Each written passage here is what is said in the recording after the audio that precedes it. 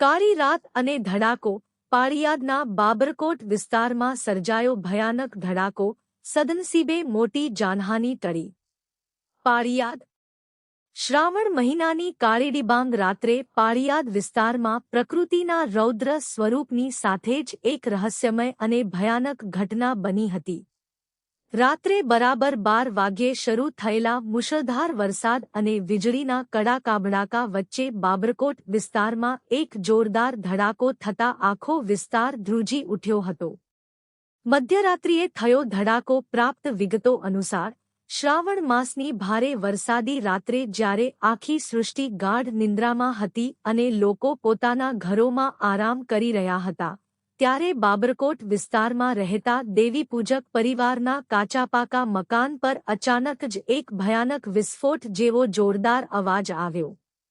વરસાદના અવિરત ગડગડાટ વચ્ચે પણ આ ધડાકો એટલો શક્તિશાળી હતો કે આસપાસના મકાનો પણ હચમચી ગયા હતા।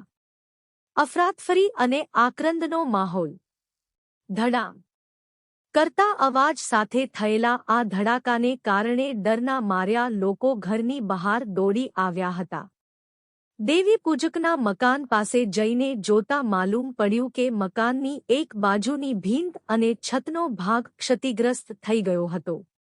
ઘરમાંથી ફસાયેલા પરિવારજનોના ચીસાચીસ અને રોદણાનો અવાજ કાટમાળ વચ્ચેથી સંભળાઈ રહ્યો હતો। ગ્રામજનોની સમયસૂચકતાથી ટળી મોટી હોનારત।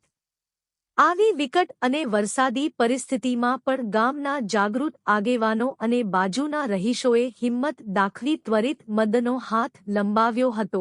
મુશળધાર વરસાદની પરવા કર્યા વગર યુવાનોએ તાત્કાલિક કાટમાળ ખસેડવાનું કામ શરૂ કર્યું। ઘરમાં ફસાયેલા તમામ પરિવારજનોને હેમખેમ બહાર કાઢવામાં આવ્યા। સદનસીબે આ અકસ્માતમાં કોઈ જાનહાનિ થઈ ન હતી, જો કે મકાનને વ્યાપક નુકસાન પહોંચ્યું હતું। રહસ્ય અકબંધ ધડાકો શેનો હતો? ઘટનાની ગંભીરતાને ધ્યાનમાં રાખીને સ્થાનિક તંત્ર અને પોલીસને પણ જાણ કરવામાં આવી હતી। આ ભયાનક ધડાકો વીજળી પડવાના કારણે થયો હતો, ગેસ સિલિન્ડર ફાટવાથી કે પછી અન્ય કોઈ કારણસર, તે બાબતનું રહસ્ય હજુ સુધી અકબંધ છે। વરસાદની એ કાળી રાત્રે દેવીપૂજક પરિવાર પર જાણે આભ તૂટી પડ્યું હતું, પરંતુ સ્થાનિક ગ્રામજનોની એકતા, માનવતા અને સમયસૂચકતે આ પરિવારના માથેથી મોટું સંકટ ટાળી દીધું હતું। બાબરકોટના આ પરિવાર માટે શ્રાવણની આ રાત ક્યારેય ન ભૂલાય તેવી ડાઘાકીય અને ભયાનક યાદ બની રહી છે।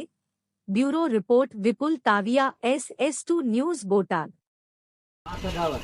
આપનો પરિચય?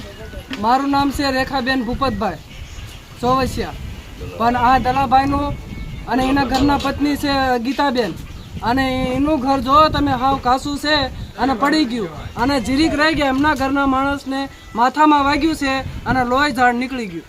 તો જીરીક રહી ગયા, તો સરકારને એટલી વિનંતી છે કે ભાઈ અમને થોડીક સહાય આ ગરીબ માણસને આપો તો તમારી મહેરબાની। અને હાથ મજૂરી કરે છે, એટલી સરકારને નિમંત્રણ વિનંતી છે કે આટલી મદદ કરો ગરીબ માણસની।